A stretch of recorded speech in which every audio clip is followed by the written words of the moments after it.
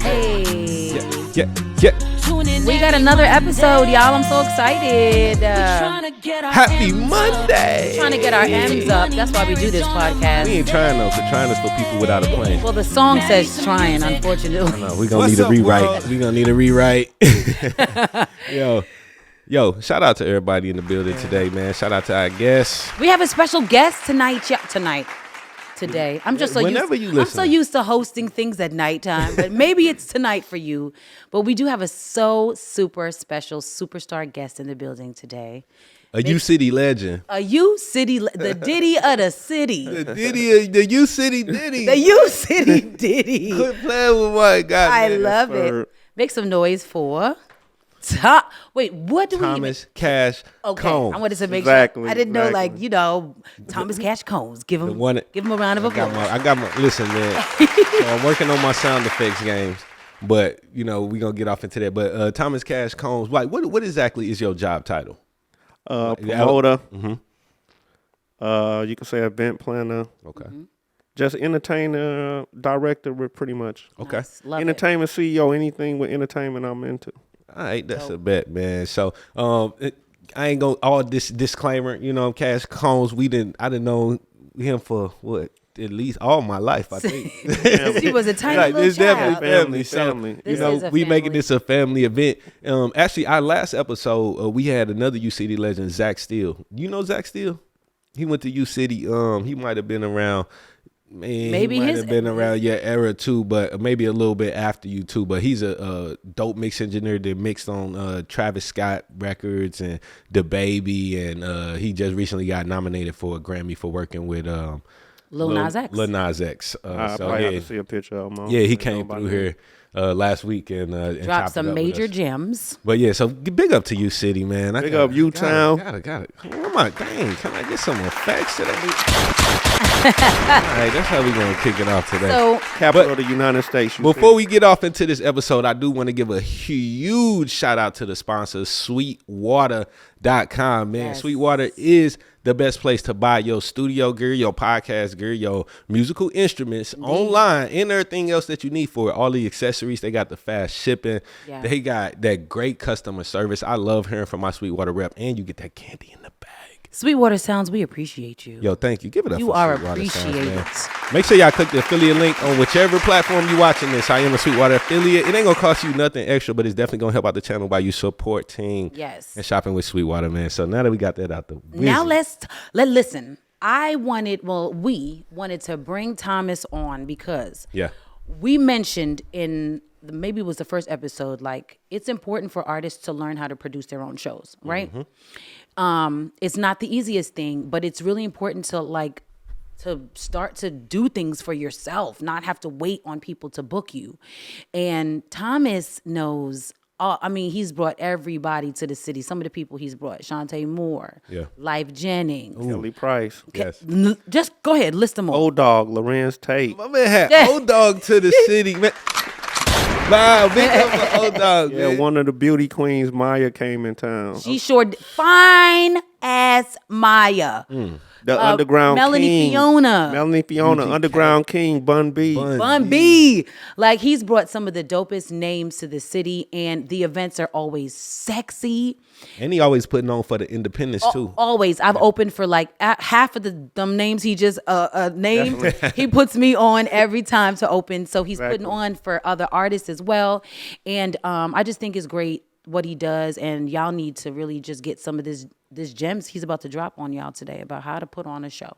Word up, man. So we're going to have a dope conversation. We about to get all up in the business. Let's get it. All up in the business. So, Lydia, I know you got some questions. Okay, yeah. Okay, so I would say the first question is, when you're bringing a big name act to the city, what does a pitch to that artist look like? Like, who do you reach out to? Where do you even begin when you're trying to, say, hey, come here, we got a show, and I want to book you for it? It depends on who I'm trying to bring. So, right now, at this point, I done built so many relationships with the Bun B's of the world, the Mayas of the world, Lyfe Jennings of the world, Melanie Fiona's of the world. Mm-hmm.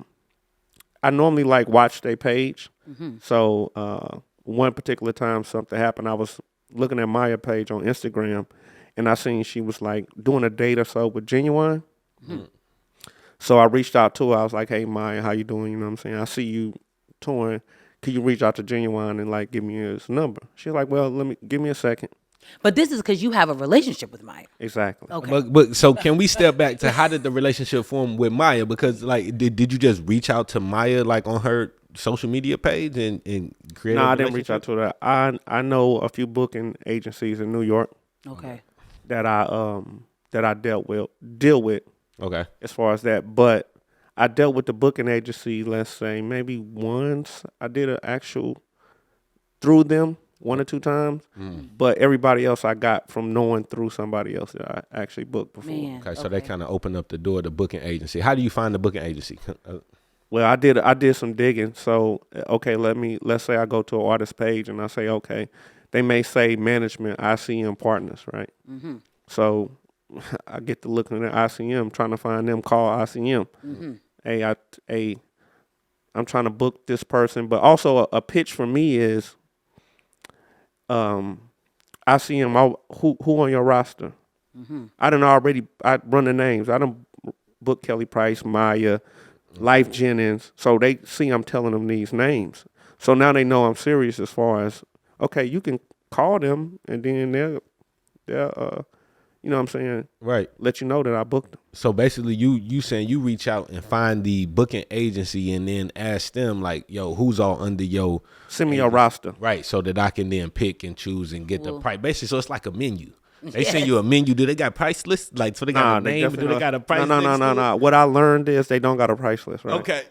Because the price is going to be dependent on something. So depending on who you is. And all that? Yeah, I mean. No, they in the business to make money. Of course. Yeah. So if you put the price down, you may be cutting yourself short. So for sure, I can see why the price is not listed. Okay, so you at a fancy restaurant, you get a menu with and that's when you at a super fancy restaurant. When the price not even on there. You got no prices on the menu, you just got names of stuff that you can't pronounce. All right, so that's what we get right now. So we hit the booking agency, we got a menu of artists with all kind of talent, right? So not just maybe actors, singers, you know what I'm saying, all kind of talent that you could possibly pull from that they working with, they roster. Okay. Or you tell them like, hey, they gonna always ask you, this is the first question from all of them. What's the budget? Facts. Yeah. My thing is, what you mean what's the budget? What's the price? Mm-hmm. Right. Like I told one booking agent in New York, and we cool to this day, like we laugh and joke. I could call him now and I could be like, I don't go to the grocery store and say, how much is this bread? What's the price? Right. That's a fact. It's on, the price is on the bread. Because you know what they doing? If I say, okay, 20,000, right? They going to go back to the artist and say, St. Louis, probably got 15 for you. Exactly. And then they're going to pocket the 5. Exactly. Right. Mm-hmm. On top of the agency fee, because the agencies is getting 20%, maybe 15, but they definitely getting 20. So then they double dipping. It is funny that this industry do that. Like we straight like ask people, yo, what's the budget? But if, like you said though, if you went anywhere else and you like, yo, I'm shopping for a TV, you go in Best Buy and they're like, yo, what's your budget? And then, cause it ain't no prices nowhere. Like, oh, my budget $1,000. Here go $1,000 TV right here. Like, dang, nah, exactly. Let me pick and choose. Right, and the TV really a $200 TV. Exactly. we hip. Okay. We ain't with that. But there's something that you said that I think is a really key takeaway. Like he said that he watched the artist page. Okay. And that's important. Like a lot of times the resources are right in front of your face, especially in social media. Mm-hmm. And, the artists will tag like their whole team. Shout out to my management. Shout out to my booking agent. Shout out to that. May be you're in right there by just paying attention. But you have to also be determined about anything that you do. So the artist could tag their makeup artist. Right. I'm in a makeup artist DM. Hey, I'm a booking agent. Is there any way you could get me to this artist? I'm thinking about bringing them to St. Louis. I even went so far as I've been on an artist page and like they 6 posts, like last 6 posts. Mm-hmm. I'm adding them. I want to bring you to St. Louis. What's your booking info? Mm-hmm. I'm adding them. Mm-hmm. And trust me, believe it didn't work in the beginning, but right now it worked. A situation actually happened from that. Yeah, like nice, love that. A month ago. Nice. Okay. Just from you being like, hey, I want to bring. And That works. And I can see why that worked because artists want to be booked. I mean, who don't want to be so booked? it's even if it's like, is this spam or is it not spam? Who knows? It's worth following the lead to see. Yeah, and they got people that's checking their comments, replying to comments and stuff like that. So they might be following up with messages like that for sure. Exactly. It makes sense. So, okay. No, that's a great tactic. So so reaching out directly through social media. Which social media is your choice? Instagram? It depends. It depends on where I get the most information from. Okay. But Instagram sometimes tell the most stories. Facebook, but then again, like I say, you could tell a booking agent, send me, okay, my budget $20,000. They send you a list, and you be like, ain't no way this person want $20,000. Right. I know what I paid for such and such. Right. It's no way I'm gonna pay this person more than I done paid this person. Year, huh? Yeah. You know what I'm saying? I'm not gonna pay you this, and I paid him or her that. It don't make sense. Okay, so what does an official, like, let's say someone's trying to book somebody, what needs to go in an official pitch? Like if you let's say you reach out to an agency, they're like, okay, send us a pitch over to our email. They give you email address. What are you sending to them? Well, me at this time, or are you saying from first time doing it? In the beginning, yes. In the earlier stage. In the beginning, I may say, hey, my name Thomas Cohnes. I give them my social media handles, my email, my phone number. Hey, I'm looking to bring such and such to St. Louis. Who you got on this roster? And you got to realize they are in the business of booking, so they have quotas to meet. Mm-hmm. Anybody that's in sales got quotas to meet. Right. Yep. So you got to always realize it. So they got a quota to meet. So if they did 1 million in bookings in 2020, they got to do more. They should be projected to do more than 1 million in 2021. Right. So they going to go back and forth because they looking for the booking. Got it. But as I sit right now, when I reach out to them, I'm telling them I booked Larenz, Lyfe, Maya, Kelly Price. Mm-hmm. You know what I'm saying? I'm saying these names. More leverage, so now they know like, oh, so even if they don't believe me, they can call them and they may know somebody to know them. Mm-hmm. And then they could check. Okay, because why do they have to believe you? I'm trying to understand, like, is it like a lot of people just like capping that, like, I want to book you or whatever, like, because wouldn't they want some type of deposit or contracts or something like that gets into place? Or well, let's just say, I'm just gonna use the example. This didn't go through booking through Kelly Price, but let's just say Kelly Price, for instance, we may agree upon a number, right? Mm-hmm. They may tell me a number. Okay, that works. Now the whole process is they want you. If I want to go forward, they want all my info to do the contract. Mm-hmm. We talk about the rider, the different. Am I gonna take her to flights and ground, hotel, or we gonna do it all in? Mm-hmm. So I wouldn't bringing an artist her over a hotel and ground. Right. You know what I'm saying? What's a rider?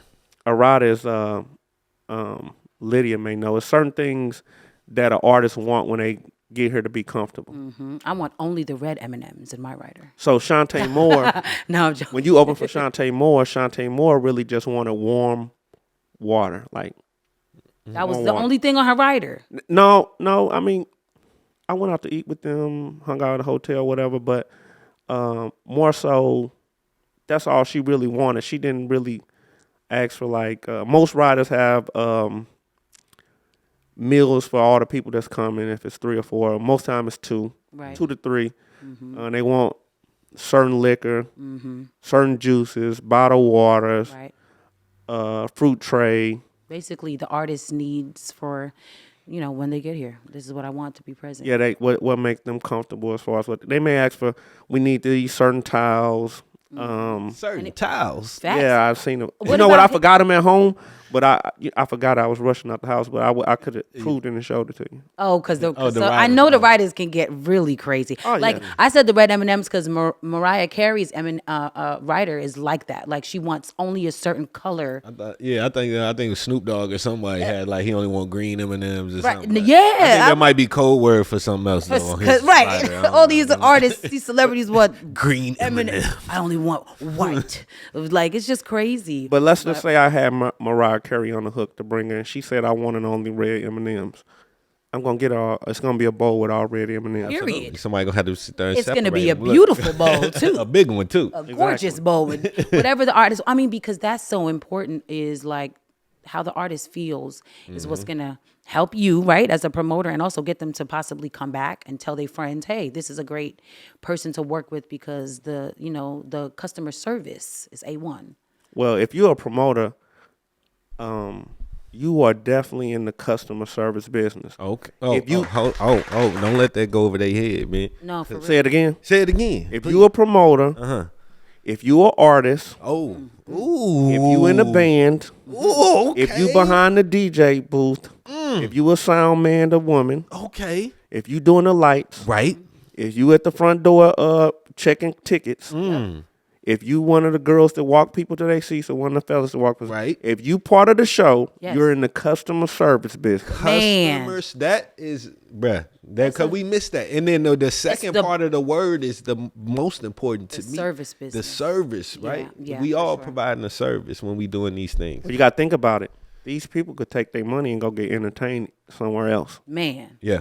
That's a major key. And artists, I think, need to hear that the most. Because because he took it there for if you're a promoter, but not didn't say it. if you're an an artist, you if in the you're customer band, service. any of that, you business. really are. And I'd say this all the time. Like, it's important to make the crowd feel appreciated. Yeah. They have to feel like you care about them, because otherwise you'd be on the stage singing to nobody. Because it takes a lot for somebody to get dressed, buy a ticket, get their kids somewhere, get a babysitter. Yeah, for real. They have to feel that. When we did Lyfe Jennings and you was opening, you was back in the hotel room. He probably was back there with you. You had your team back there, right? So before we started the show, I had myself, a couple of my U-City guys with me, dressed in suits. We waiting in the room. Nobody in the room but us, the DJ suits. And the sound man. Mm-hmm. And every person that came, it's going to be mostly women. Every woman that came in that door, hey, walk her to her seat. Mm-hmm. Thank them for coming. Yes. Then when everybody gets seated, go back and ask them, do they need anything? Yes. That's important. You think about every detail, curating the whole experience. Think about this, y'all. When you're planning your events, all those details are it is all about the details. Mm-hmm. And also think about an event that you've gone to where it was like whack. Yeah. And what you said about it. You probably posted about it or told somebody about it. So these things are so important. So I have a question. When you're looking to book somebody, what makes you decide who's worth coming? What metrics do you use to determine who you're going to bring? Well, it goes back to the customer service. We in customer service, right? So somebody like Bun B, that's a no-brainer. Mm-hmm. Why? Because Bun B's a legend. Who don't want to see a legend perform? Especially if he hasn't been here in a long time. Right, okay. Lyfe Jennings wasn't here in a long time, but he wasn't the only artist that I had on the hook. Mm-hmm. But I sent out to a few people who came to my events. I had myself and a few other guys on my team. Hey, man, you go ask 10 women who we should pick between these two. Love that. You ask 10 and screenshot it and send it to me. Love it. And let me tell you, that situation determined Lyfe getting her over somebody else. Nice. Who was the other? They probably I'm not gonna disclose it because I'm not gonna disclose it. Yeah, I'm not gonna disclose it because I got I could call them and I could book them. They coming next year, so nice. I got them on the hook. I've seen you do that on Facebook. Like I'll be following you and I see you asking people. Yeah. So that's getting your community just engaged. Like literally asking your audience what y'all want. Yeah, exactly. And that's so smart because it's promoting the event before the event's even out to promote. Yeah. You know what I mean? So it's it's putting the taste in people's mouths. Like, okay, somebody's coming, and when it's announced, I need to be ready and in the building. But before you see me, I may put Kelly Price, Curry Hilson, Maya, and all them all in and put it out there. But by the time I did that, I done already ran the test. Mm-hmm. Yeah. Okay, so when I post them out there, I already got one of them at that time. So it's a strategy. It's a strategy. I love it. Yeah. So by the time y'all taking the Facebook poll, it's already somebody already. The person booked. already booked. Yeah. The person's already booked. That's fire. I love that. But that's great because people love to feel like they a part of something, right? Mm-hmm. And so especially like, I voted for her to come, so I'm, gonna even go even more. So I a few people on my team, I'll say, hey, because I'll get with a few guys, we'll go work out, and I'll be like, hey, this who I got on the hook. And, we going back and forth, people saying this reason. I say, listen, it's not based on how we feel. Right. Right. This ain't a concert for us. So what's the fan base? Reach out, send it to me, and then we know who is who. Yeah, I don't care who you like. Yeah. It's about who all these ladies coming to this concert want to see. Well, women spend money. Women spend money. And you also do have a lot of women at your concerts, which And whatever the women want to go to, the guys that's are what going the to men go gonna to. be about. Well, my problem with guys now at this point is, and I'm trying to figure this out, is women don't mind putting on clothes. Okay. Guys don't want to get dressed up. And if I could get guys to get dressed up and come out, I'm only actually do it one time. Right? Right. And then you in this experience, like somebody told me, like I didn't know this was that. Look, man, I'm dressed up right now. He is dressed up right. Listen, Thomas, everyone. Yeah, for a Bun B concert. But everyone in but not for a show. Okay, when I see Lydia, like if I was in the crowd, say, okay, I'm gonna book Lydia. I'll see Lydia. I wouldn't come to how I see Lydia and how I would promote her. Mm-hmm. I wouldn't book her wanting you to come to the event like that. Because I'm going to be dressed. I understand that. I'm going to be dressed. Everything about her says taste the luxury. So let's talk about that. I like that. Let's talk about that a little more, man, because like what you think that, I guess it's the way the clothes, like in the dress and the feeling of the environment, like that really sets the tone for your events? Let me ask you this question, right? Right. I don't want to answer a question with a question, but if somebody said, hey, I'm having a birthday party, and let's just say somebody text you with a flyer. Mm-hmm. It's my 40th Taste of Luxury birthday party. You really think you should wear jeans to that? What if they some Amiri jeans? The name luxury. No, well, okay. No, you know what? Logos for me, right? And I'm not down to no brand. A logo is a logo. I'm not a logo chaser because 10 times out of 10, I don't even know what the Balmain people look like. I don't even know what the owner of Gucci looks like. Like I don't know what they physically look like. Right. I would rather wear some Wavy Wayne clothes. Yeah. I know what you look like and I can call you. Yes. Yeah. And even if I couldn't call you, I could probably see you in the city, or I could put I know what P. Diddy looks like. Right, that's me. Look, I feel that. I feel that too. And I'm in the middle when it comes to this because I definitely love one of the reasons I love your events is because I know like people are gonna come out. It's gonna be sexy. It's something about people getting dressed and taking pride in what they wear and coming out and all being together and drinking and laughing and enjoying the music. But I also understand like some people don't got a suit. Right. And some people don't even like suits. So their idea of luxury may be brands and gold chains or whatever your concept of luxury is. You still welcome to the event. You know what I mean? In my opinion. Okay, let me say But- that. I'm with you on that, but let me give you something. Like I just think because I look at business, I look at everything as business, right? Mm-hmm. So let's say Gucci man came into town, Gucci legend. Right. Gucci say I'm throwing an all white party and can't nobody get in here without all white suits. They wearing all white. They gonna go find a suit. They gonna go find an all white suit. You ain't never lied. They gonna go get all white suits. Yeah. So for me, I know the age of my demographic and my fan base. Mm-hmm. Right. So I know I'm getting people from 32 on up. Mm-hmm. Mm-hmm. They could go into the 70s. This is a major key right here. I know my demographic, and I know where it's reached at. Yes. Right. You could go to the suit company in Clayton, and I'm plugging them because my guy G up there, right? Shout suit out to company. The suit company. You could go get a Sean John suit, tailored and cut for less than $200 at the suit company. Yeah. So you saying just because you spend a lot of money for it don't mean that you dressed up. You got, because I love what you said. A logo is a logo, right? Still, so like I could it don't matter. You can let me ask you a question. You right? can put a famous logo on some jeans. Okay, you still got on jeans. Let me ask you a question. Right. Somebody would have came in and tasted luxury with Gucci shoes, jeans, Gucci hat, all that. They would have been looking tacky. They would have been out of place. Right. No, you're so, right. So a Lydia fan base. Because Lydia, right? Lydia is Taste of Luxury. So you got to know who you appealing to. And another thing, right? If I know these people 32 to 70, 80, whatever, I know they didn't have fun. 32 to They got bills. They got bills. 32 and up, buddy. They got bills. They working during the week. They want to come somewhere, look good, have a good time, and feel safe. Yeah. Okay. Yeah. And that's it, and that's your crowd, and like that's really key for y'all to understand is like it's important to know who your base is. Like, you know, if you're just a just starting out hip hop artist, like you're not going to demand suits and gowns. You know what I'm saying? Like your concert is going to be a way more casual, cool experience. Like it's not going to be luxurious. You know what I mean? So know your audience, know your fan base, and that way you know what to ask of them, and you know what's going to make them comfortable. And you know your fan base, and it's obvious because your events is always sexy. I mean, there may be one or two people who didn't understand the assignment.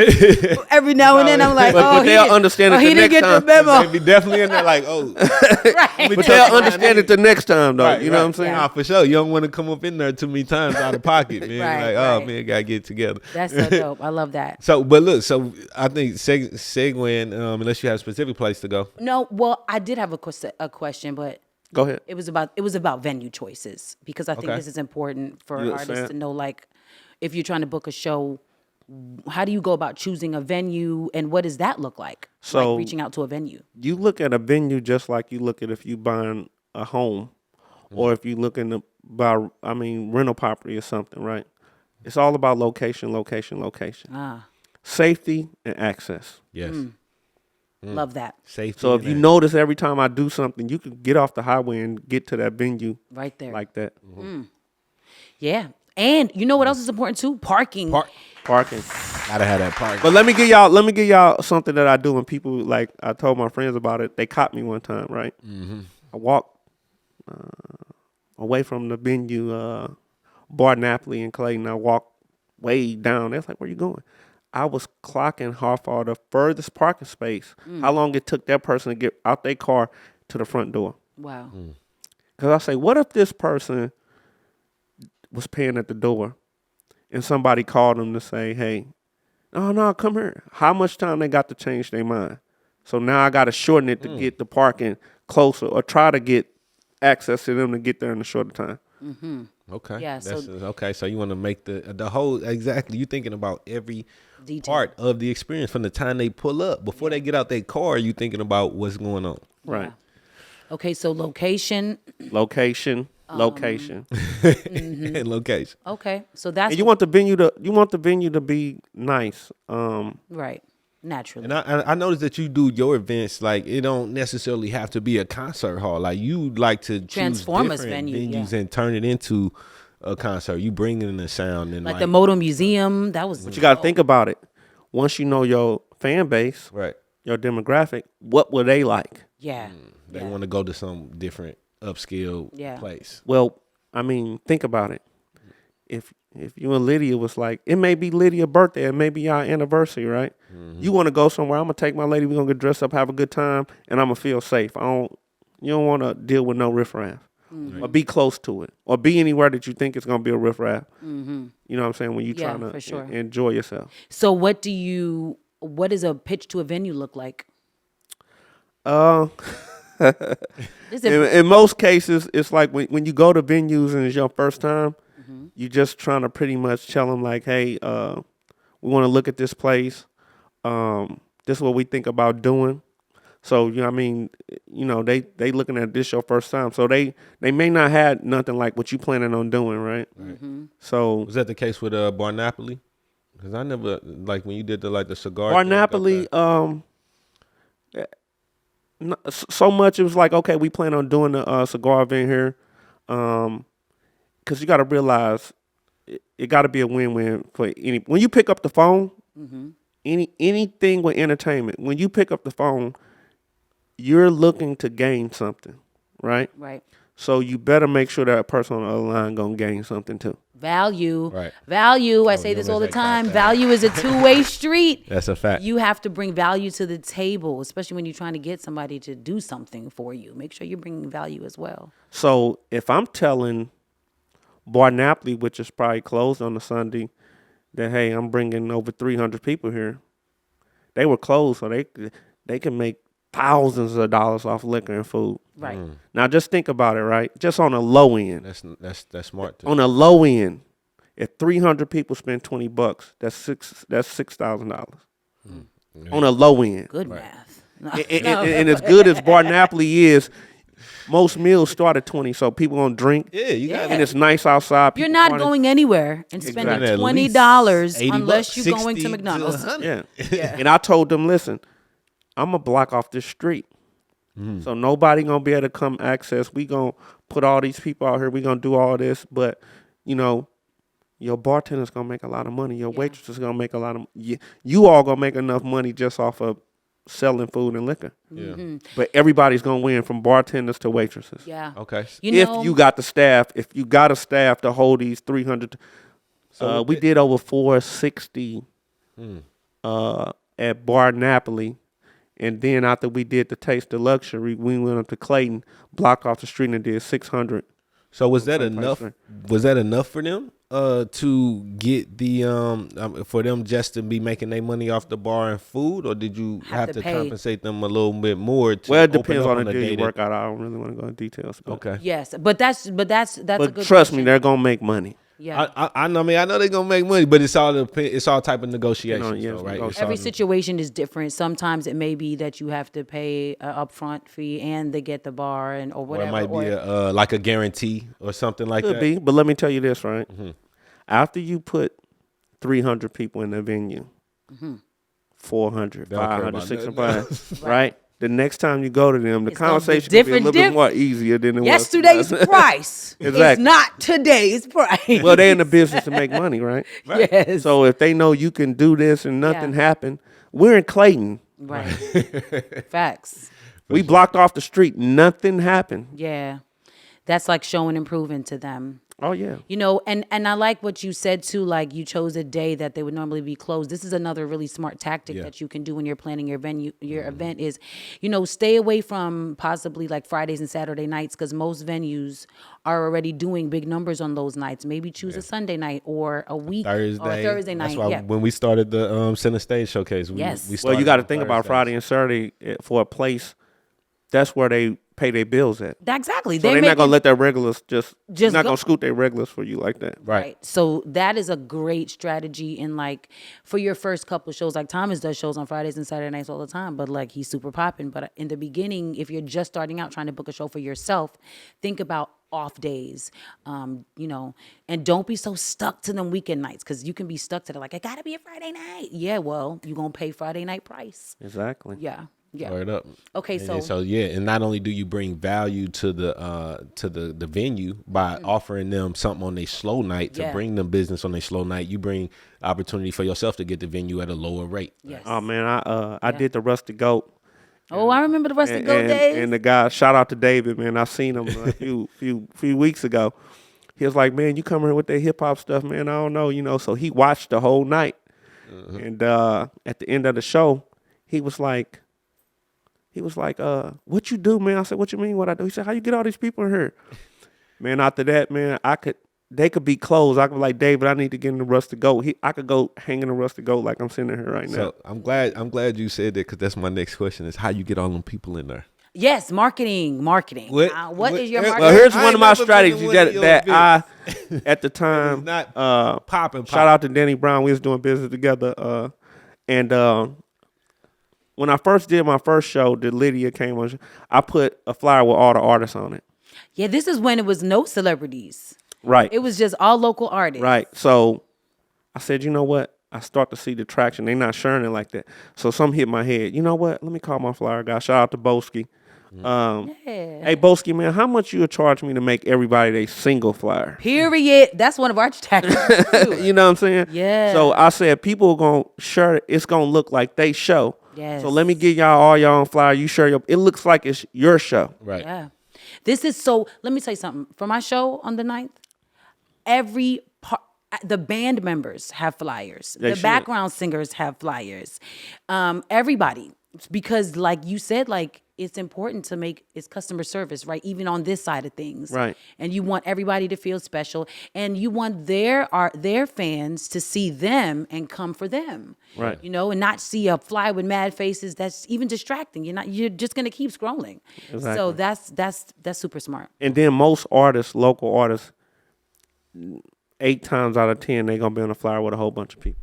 So they're gonna appreciate that Being look. the only Having their own look. having their own look. Yeah. For sure. Very So that's smart. one look. What's the, all right. What else? What else? It's got to be more than just that. Got to be more because we can't depend on artists. As far as what's the question again? Meaning marketing, like how do you? So like, what are some of your marketing for the Lyfe strategies? Jennings show? There was just Lydia and Tish opening on it. So there was how did you market that show? How I promoted that show? Yeah. Well, I told you I already sent out to see who would be the best artist. Okay. So I knew 30 people got asked this question. So This person won by this. So you knew Lyfe Jennings was a draw. Exactly. And he wasn't here in a long time, right? So that's first, and that's that makes sense. The right artist will make marketing really easy. But how do people find out? Like, is it strictly social media? Yeah, I mean, it's social media, but here's another thing I do, right? I'm going to give y'all this jewel. So let's say I'm at the cigar bar. Or let's just say I'm somewhere, right? Anywhere, right? Mm-hmm. So if y'all was my Facebook friends on social media and I seen y'all at the cigar bar, but we never really met in person. Mm-hmm. Oh, what's up, Wayne? Lydia, we Facebook friends. With the Smoke and Sip, shout out to Smoke and Sip. I would, Lionel and Tony, shout out to them. I would come up to y'all, hey, we Facebook friends, we never met. I'm Cash Cohnes.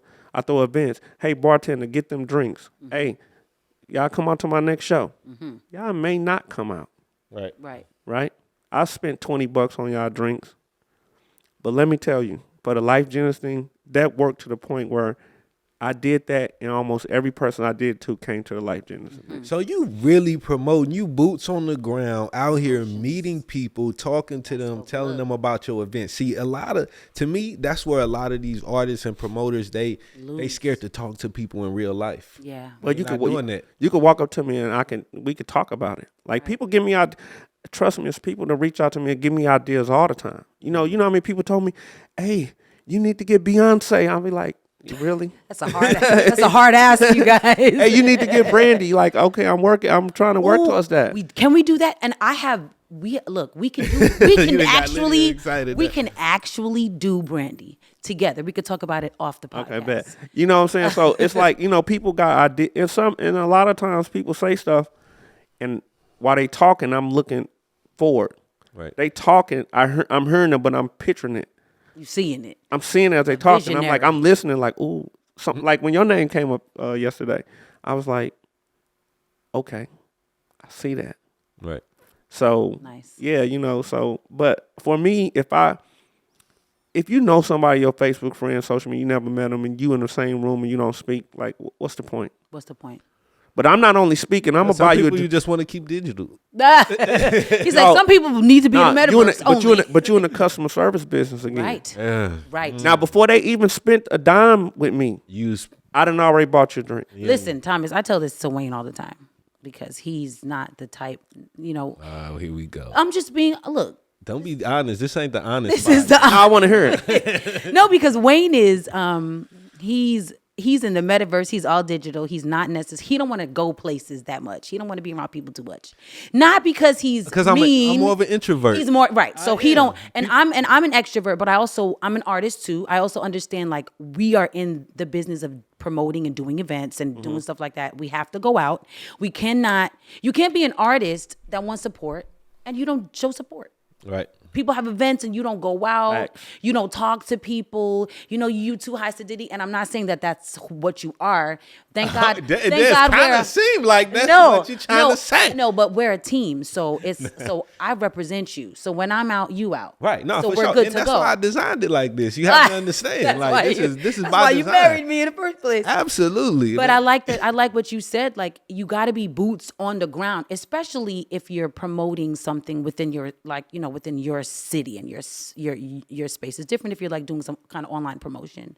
For sure. But when you're trying to get people out to an actual physical place in your city, You have to be outside. You have to be in people's faces. You have to be showing love to people. You have to specifically text people or DM people. Don't just put your flyer out there and when nobody show up, y'all don't support me. They didn't know. Right. You know how easy it is to miss a post? But, well, here's another thing, right? So when I walk up to people and say, hey, I'm Cash Cohnes, they get to meet me. Right. First, you know what I'm saying? Hey, I'm throwing an event. Next time come. Hey, bartender, come on, get their drinks. Yeah. Thank y'all. Nice meeting y'all. Hopefully I'll see y'all at my event. And I'll walk away. And all it takes is one time. They'll remember that forever. Exactly. And they will come back to all your events. Well, now we met. I feel their energy. They feel my energy. And they know, hey, you know. And that's also, man, what I strongly believe in is the law of reciprocity, to where you giving them something just by being generous, you know, and right. you're not necessarily expecting it, like you said, like you might come, you might not, but just because I bought you a drink, you know what I'm saying? Now I feel like, dang, I got to at least show up to a show. Like, even if they don't, I know they're going to pay attention when I post. Exactly. Yeah. They're going to share it or or at least they're going to do something. They owe you something now because you made that gesture. You know? Well, I don't even look at like they owe it. I want them to know that I know. Yeah. But people feel that. You do something for somebody and they going to automatically feel it like in some kind of way. I owe them. Well, here's the thing I want from them, right? And you're giving them a great time too. So here's what I want, right? Yeah. I'm Cash Cohnes. Get them a drink. Even if they don't spend money, they gonna go look at my page and you gonna see how the events look. Right. Yeah. Now, most people, my friends in my age range, you either 5 or 10 older, 5 or 10 lower, right? Right. So you gonna see this event and you gonna probably want to come out. Yeah, it's about type stuff you want to do. You know what I'm saying? Yeah. Exactly. Because where I'm meeting you at, it's the age demographic. If I'm a smoker sip, they in my age demographic. So I know you gonna want to come to something like that. Y'all, I hope y'all taking notes. This is like, all of this is like about strategy, right? And it's not as hard as you think to just make people feel special, make them feel appreciated. Yeah. Especially if you want them to support you, you have to make people feel like, you know, it's worth doing because you're a stand-up person. So I love that. We talked a lot of good stuff about what, you know, promotion is and kind of what the scope of things look like. I know you see a lot of promoters out here capping. They need to stop the cap. Like, what's some stuff that the promoters need to stop doing? Well, I wouldn't call it capping. I think promoters do what they think work for them. Yeah. Okay. So that's why they doing it. Right? But what are some actual like don'ts? Like, for me, I can't speak for no other promoter in St. Louis or any other city because, like I said, I think they do what they think works for them. Mm-hmm. I just look at myself. I look at social media as business. Okay. So I'm on social media. I got like a U-City class. My people I graduated with, and I talk to them separately on the page. But my page is entertainment business. So I watch what I say, how I say it, and when I say it. Mm-hmm. Because people say this is just social media, but in reality, that's your resume. That's a fact. That's a fact. Ooh. Because social media, and it be lingering, it's on there, right? If I don't know you, the only way I know you is through social media. So what you see and do, I think that's you. Yeah, perception is reality. It is. So how people perceive you is real. So you saying that you need to make sure, like, if you are a business or you running a business, then you need to make sure that your social media pages represent that, and that you keep too much of your personal stuff, especially if it might shed a negative light on the business. Keep that off of there. I mean, you got to realize that's really that's your business, especially in what we do. So if you entertaining and you're in this customer service business, okay, let's just say you did makeup. Right. Let's say you did fitness, you sold fitness classes, martial arts classes, if you made cakes, if you made clothing. You're on social media. That is the most marketing access for people with business is social media, right?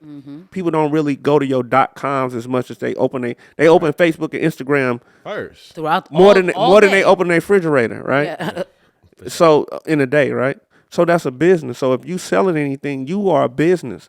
So if I'm running a business, I can't get personal. Because the minute that if you got 100, if you look at business as 100%, and 1% of personal get in it, and it's 99% business, it's no longer business no more. So Go ahead. I'm thinking like, what kind of stuff do you think is like considered personal? Because a lot of people like, if you are a personal brand, people might want to like in the social media aspect, people like think it's a good idea to let people get all up into your life and your business and sharing and stuff. So like, where does the line get drawn? What's too personal and what's not giving people enough? For me, personal is like somebody who get on social media and like people who, if you got a relationship problem. Right. we just talked about. If you got a relationship problem and you put it on social media, I think that's something that need to be done behind. Period. Where's the applause? Okay. I think that need to be dealt with behind closed doors, because how I look at it is like, I really, y'all know who my wife is. Yeah. Anybody click on my page can click and know my wife is, right? Right. But it's like, I can say, hey, yeah, we kicking it, and show y'all all the good times. But we do have bad times like anybody else. Right. So I feel like if I could show you the good, I should show you the bad, or I shouldn't just, you know what I'm saying? I'm not going, my personal business for me, works for me, is not social media. Now, some people could be like, oh, why I'm not doing it, you know. Okay, so you saying that if you don't want social media to only be a highlight reel for your personal life, because if you showing them the good, then you gonna also show them the bad. Well, you should. Okay, you could do this, right? You could have a Lydia Caesar page, music, entertainment, or music, marriage music, and all that page, and you can have something separate. Right. And people like, I got separate pages, but in reality, that's still you. It's still you. We're in the customer service business, right? So, people talk politics on there. That's cool. People show they got this and got that. That's cool too, right? But if we didn't have social media, you would still be doing what you're doing, right? Right. But I just think a lot of things people do that I see, I just like. No, if we did, I disagree. If we didn't have social media, some people would be doing different things. Yeah, I mean, some people do it for the gram. I know a lot of people do it. People doing it for the gram. But also, there's some stuff that's happening on the gram that's not really happening. So yeah, you know what I'm saying? They're doing it for the gram, really, but it's not really. You know, you working out for 2 seconds, you in there like one on the gram. Okay, let's go back to what we talked about earlier, right? And we were talking about brands, right? We don't know what the person that owns Gucci looks like. Right. We don't know what the family people look like. But let's just say we did, right? We can imagine. Shoot, the Gucci movie coming out. It is? They got a Gucci movie? It's going to be good. But just think about it, right? If you know somebody who owned McDonald's and they were on social media doing things that was undesirable, you might be like, I ain't going to McDonald's. Absolutely. No, you're absolutely right. Like, I think I feel like the takeaway of what you're trying to say is just, you can really turn people away by doing certain things on social media. If you do something that turns them off, like you said, you may have lost a fan forever just because of something personal that you put up there. Or like also I'll see like people complain on social media about something happened at the event or whatever. They may be like, they may publicly I can't rant stand when people be complaining about their customers. Man, I'm like, are you crazy? You gonna really put that on Facebook talking about your customer? I ain't okay, now you can turn me off as a potential customer. But perfect example, right? Right? Yeah. No, that's you definitely shouldn't be doing nothing like that. Yeah, for sure. And I mean, and that's the difference between keeping it professional and keeping it personal. Depending on how annoyed that person is who said that, they just speaking in the customer realm. Depending on how annoyed you make it, they might tag you and put your name in there as the person. Right. Now I'm looking like, for me, I know it's social media, right? But sometimes I see stuff and I be like, So people look like this is just social media. This is not the real me, but it is though. It is. Right. It is. You can make or break yourself with me on that. On social media, I agree. For sure. Especially if you're a business, because we're in customer service. Yeah. I'm going to keep repeating that. No, that's a fact. We got to remember that. Who all in customer service? You say promote. If you put yourself behind, if you selling anything, yes. You in the customer service business. Yeah. So you can't. Okay, somebody can say something negative about the show, right? Right. I'm not going go back and forth with them. I'm not going to go and social media make a post. Right. I might reach out to that person directly and ask them why they feel that way. Right. Right. But you're not finna go back and forth on social media. But they still a customer. Event. So I want to know why you feel like that. So either I can fix it or maybe that's just you.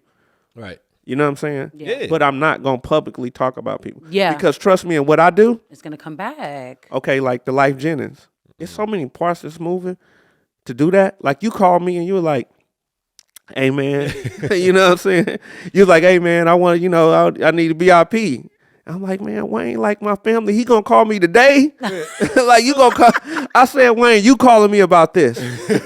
Right. You calling me about this? Susie answered the phone. He's like, man, what? You know I'm busy. I'm like, dang, bro, hold on. Can Show I get day, a word in? Yeah. Nah, but I know how it be on show day though. I literally made a post about you.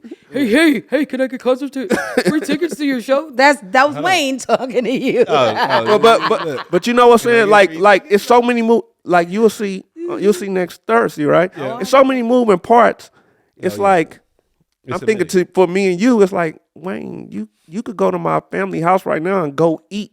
And I don't have to be there. Right. You could come sit on the stage if you want to. It's not gonna make me. What are you calling me about that You for are right VIP, now? buddy. Yeah, like It's okay. Look, man, no, I don't get where like you to was coming assume, from. No, I man. get where you was coming from, I but want to make sure everybody ready. that's game time. Yeah, nah, for sure. That's like Michael Jordan about to go on the court. And Or then somebody call LeBron. Hey, yo, can I get some Jordans? And his friend called him to him, hey man, where the after party at tonight? Like, You mind if I eat this chicken you I got Golden in State your hotel room? yeah, like that's how that is. You know, That's so funny. No, there is a show. I have a video about show day etiquette. Make sure y'all watch that on my Instagram. You gotta make sure you gotta bring. Hey, that's that back. definitely needed though. Yeah, I got to Like even how you say how people been in the studio, and I see that's needed. Studio But when you're in etiquette, entertainment, I'm gonna repeat this. yeah. You're in the customer service business. Yeah. So no way, no how. I don't care if you the biggest promoter, the biggest artist, the biggest DJ, the biggest sound person. You still are basing your goal off of customer service. Yeah. Absolutely. And the key word. If these being people service. stop coming because of you, Then it's or over. your name on the flyer, it's over for you. Yeah. Yeah. Okay, so we're gonna move into the money segment. Ooh. We likes the money.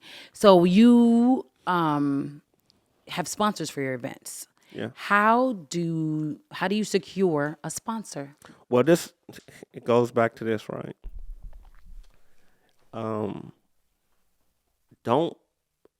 First you got to establish yourself. So this is how important it is that I'm telling you, like you on social media. Yeah. Okay, let's just use McDonald's as an example, right? If you go to McDonald's and say, hey, we got this show this Thursday, I want to do this and this and this, maybe you want them to just do all Happy Meals or just all Big Macs, or you may want some funds, right? Okay. Do you think these people are not going to look at your social media and see what you've been doing for the last year before they give you this? Man, Absolutely. that's facts. That's facts. They're gonna look at everything they can. Now, don't get me wrong, McDonald's still want to sell more Big Macs than they probably sold the year before. Right. Exactly. So there is opportunity here, but you have to be smart about it. Oh, I think we need to look into a Big Mac. Yo, McDonald's, man. Right. Send No, us but a I'm Big using Mac. it for example. No, But you, well, okay. Let's just say you do your show Thursday and it's packed. Yeah. Photo it, film it. Right. So when you go, you can have proof Yes. that I'm able to deliver these people to you. Yeah. Yes. Because anything with most people is access, right? Yeah. So if we all get together and open, Oh, hold on. I got it. Use a real life influencer.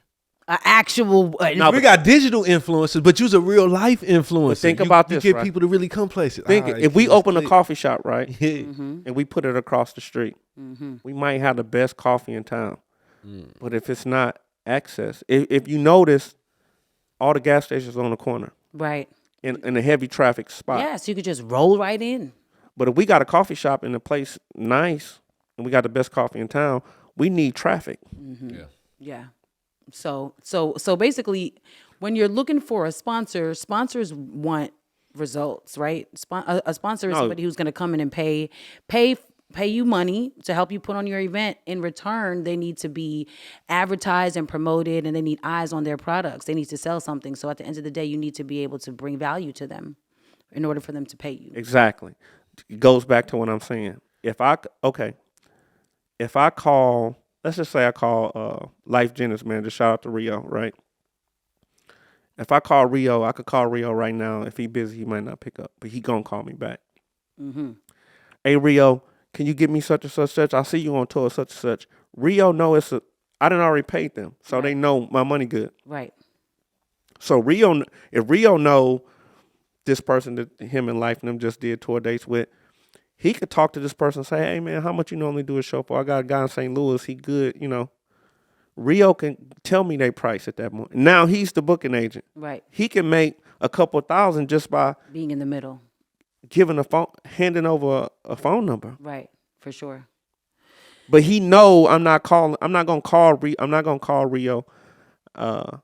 call the Tate family. I'm not gonna call Maya and them if it's not something benefit. I'm not just, hey, what's going on? Like, right. Nah. It's a business call. Yeah. Yeah. So I guess to start off, you sponsor your first few events. Maybe even call on family, and friends to help you. If Business. For me. Yeah. He said don't call family, huh? I'm not saying don't call family. I'm saying this what I did that I think most artists should do, right? Anybody in doing anything, bet on yourself. Mm-hmm. So invest in yourself too, right? Yeah. You gotta really bet it. And here's the thing that I learned in this business is, don't look at the money. Okay. Right? What you mean by that? Don't look at like, get a budget and okay, let's say you all doing the show, we doing the show. We got to make sure we got enough money to do the show. If we lose, we lose. Because we branding at this point, right? Yes, absolutely. Okay. Absolutely. Right? So Def Jam was in a hole before. Oh, yeah. DMX and Jay-Z came and got him out of hole. Respect. For sure. So most business, what they say, it take a couple years before they in the black green, right? Absolutely. No, that's a major key, man. And I'm glad you brought that up because people think that you just gonna make money the first time right off the rip. Your first show, you think you about to make $1,000?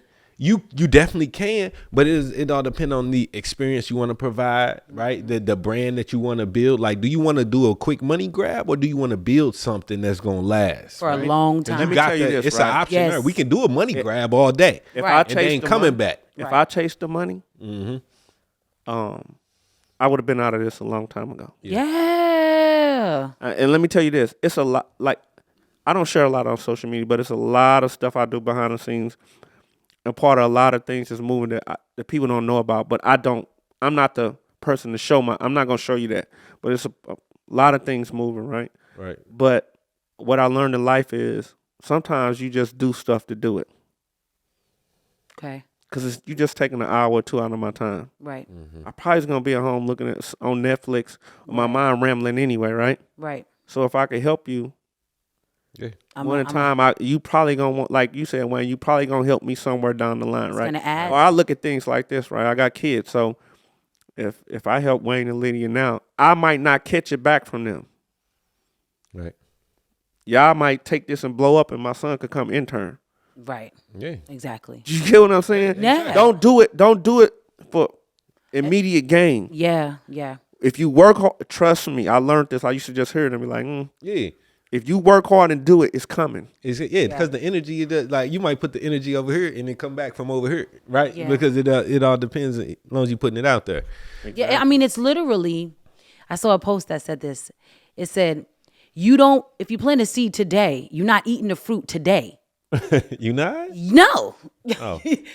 And that's how people think, like we have this microwave mentality, like that you about to just plant seeds in the earth and then in 5 minutes I'm about to have a mango tree and we about to eat. No, it's going to take watering and time and energy and effort. No, so it's really, it's so important to like just plant, when you plant good seeds and when you're consistent and you water them and you building a brand. Yeah. But let me give you another example, right? And I think this is important as far as money.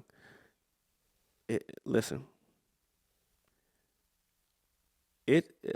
Shout out to Nelly and the St. Lunatics, Murphy Lee, right? T-Wine, City Spud, Ali, all of them, right? They whole team, T-Love, everybody, right? It's just that they spent money. That deal wasn't guaranteed. They went to New York, they went to Cancun, they went there, they spent money. Yeah. That deal was not guaranteed. Right. They could have just spent that money, went, and it couldn't have happened, right? Right. So you got to be able, listen. if you making money and you got a dream, you're gonna have to sacrifice something. Facts. Let me tell you, being in promotions, I done sacrifice my kids' swim classes, not being at the house, getting up running all day sometimes, just going away from home. You know what I'm saying? Right. You cannot be successful without sacrifice something. And I just think any artist, like what you doing, putting artists on your show, that's opening for you. The best thing you could do for them is not putting money in their pocket. That's not the best thing you could do for them. The money you paying them, or if you pay them, the best thing you do, But I'm saying the best thing you could do to them is give them game on how to make money forever. Right. Absolutely. For sure. Hey, now you go put on your own show. Yeah, absolutely. That's why we're doing this. Let me assist you. Yeah. Do you get what I'm saying? Absolutely. I mean, teach somebody to fish, they'll eat forever. That's now basically sponsors the gonna concept. come because they gonna see.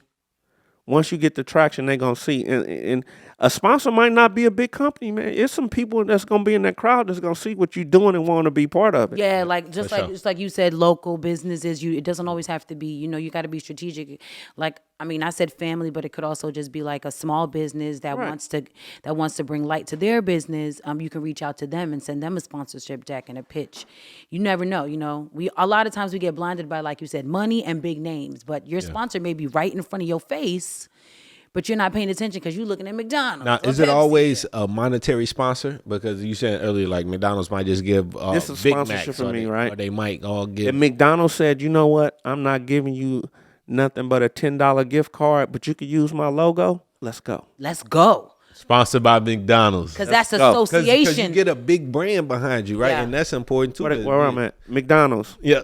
Right. Yo, McDonald's hit us all up. Hit us all up, McDonald's. Look, man, I love a McChicken. Look, hold on, let me give it. Ba-da-ba-ba-ba. I'm loving it. Hey, we ready. Exactly. That was an audition right there. Let's clap. Exactly. Hey, sponsored by McDonald's. No, but that's so smart. For real though, let me shout out the real sponsors, Sweetwater.com real quick, because Sweetwater is our sponsor, man. They got all the studio gear you need. Sweetwater.com, man. This beautiful microphone that we talking to. How you like this microphone? Oh, this stuff great. But listen, here's another thing for you, all right? Okay. You got to look at anybody that's in business as a sponsor. Don't look at the what you think major. It's somebody who got a law firm right now that would love to be in the room to hand out cards to all the people. Because you know what? Everybody going to catch a ticket. Everybody need exposure. Yeah. Everybody going to get a ticket eventually. Right. Yeah. Yeah, so you gotta look in so not the obvious places. So you gotta go for luxury. I was Nike. You might be thinking too. Okay, who got your vehicles? Who got your vehicles insurance? Who you insuring by?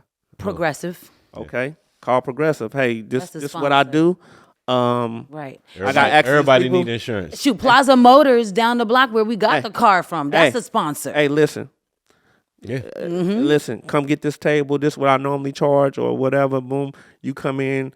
I'll let you come up and talk for a minute or two. Set up a table. Yes. Take people. You hand out cards. It's all about access, right? Yes. So if I'm working for Progressive, right? If I was, and you allow me, I'm motivated. So I'm handing you cards, and let me get that for you. Let me buy you that. Mm-hmm. Let me get you that. It takes money to make money. You're not gonna get in this and not make money. Yeah, you're not just gonna eat. You're gonna have to definitely sow some seeds. But can I say one more thing before we can start the money? One more thing before we move on to marriage. All right, go ahead. No, you. No. Artists, you gotta promote anything you own. Okay. If you're an artist and if I'm doing Lydia's show, if Lydia doing my show, you want to promote. You want to know why? This is how I got in the promotion business, and people don't know this. Bo Willie was doing beats for a lot of people, right? This is a true story. He like, man, I want you to manage me. I used to go over his house. He used to just make beats. He said, hey, man, some artists I'm making beats for are going to be performing down at the gramophone. Right. Let's go. All right, I ain't doing nothing, Bo. Let's go. I can see where it's going. I'm in the back of the room. This how it all happened. I see Nick Meehan, he hosting, I think, an artist perform. He come off stage. another artist that I saw, like I thought was like in the crowd, like a fan, he go perform. Then they just perform. I'm like, the whole crowd is artists. That's it. This when a light bulb went off. They are in competition for this spot. They all trying to make it. So nobody's really buying product here. Nobody's a consumer at this. There's no consumers. No consumers. So you know what I did? Ooh. Dude, I got to get into it because I know who the number one consumers are. I hate to say it. Women spend money. Man, you know how many shows I didn't like that? All them showcases. Back in the beginning, so many showcases. That's why we got the center stage. That's showcase, why we started man. the center stage. Because I did a showcase, the same thing. I'm in there and everybody is only other rappers there. Ain't nobody here to see them. I'm like, how y'all ain't got no? Oh, y'all doing the form. The formula needs to be different. Exactly. Yes, the formula. But you need to promote, and you can't say you hot. I mean, I really do think every artist can make one hot song. Yeah, absolutely. I think every artist got one. But that's all I Everybody. want to say. But go ahead. Okay, so before we move off the money topic, something that I'd be interested in is investing, stocks, crypto, real estate. So I just want to know, like, what's your take on it? What are you into on that? Like, you know, once you making your money, are you investing it? And if you are, where you more? What you bullish on? Well, as far as the stock go, I would tell people you really need to do your homework before you do it, right? Yeah. Before you get into it. I will tell somebody if you're working and your company is doing 401k and matching you something on $1, to definitely do that because that's max it out. Yeah, it's guaranteeing you. They matching you. Yeah. So the chance of you losing is slim to none on the match, right? Now you got to wait to get it, but I mean you can still pull from it. Yeah. As far as you doing it on your own, you want to do your research. For me, I got an uncle who been doing it before I was born. And I got my older male cousin. He been on it hard. So I get on the phone with them and we talk 2 or 3 times a week just about stock. Okay. But my uncle like a real stock. Like you gotta patch me in on that call. Like he took his retirement and said, I'm going all in. Wow. And flipped it. And I'm gonna say he changed the direction of my family going forward. Wow. Right. Okay. That's dope. Like he really did, right? Best in the stocks. Yeah. So, I mean, if you're gonna get in the stock, you want to get into stuff that you know gonna be here in the long haul, right? Yeah. I hate really plugging companies that's not paying me, but I'm just gonna give you one, right? The future, and we know the future is electric cars gonna be the future. For sure. It's no way around it. You're right. Electric cars gonna be the future. So we saying Tesla. I was about to say sounds like a Tesla. But don't Amazon because they done bought in Ford because they everybody going to everybody electric. who electric. I think I just saw something where electric company, one company said they're gonna be the number one electric car maker in the next 2 years, right? But not so much just look at the company, look at what it takes to build a car. Yeah. So what chip goes into these electric cars? Yes. talking about? Big talk. That's true. TSM. A car can't function without a chip. Right. And we got Invest in We that. got a chip shortage. So whoever can figure that problem out, Right. it's gonna be the Big bunny. Well, off camera, I know who gonna figure that problem out. oh yeah Yeah. Off camera, I know who figuring that. But like I said, I got an uncle who that's all he do. I got a cousin that's all they do. yeah. You know what I'm saying? Okay. Dope. So they kind of manage your portfolio for you, or okay? Or you, Nah, we just like if y'all call, we just talk. One thing my uncle gonna say, I'm not gonna tell you what to do with your money, but I'm gonna give you this idea. right. Nice. Tell you what I'm thinking. But I also know he changed my family for the future. Okay. No, I know for a fact. What about crypto? You can look at it like you look at electric cars. That's the way of the future. You got to think about it. At one point in time, you had cash. When they had food stamps, it was cash paper. Right. Now we got debit cards. Right. You don't even got to swipe your card no more. You could just hit it on top of the machine. Right. Exactly. So what you think? It's just gonna be another way to hold it on, hold your funds. Right. Yeah. I mean, it's pretty much all digital anyway. Now, most of the money, it ain't in cash. It's all Everything what they say it is on the computer. Yeah, but I also look at like, for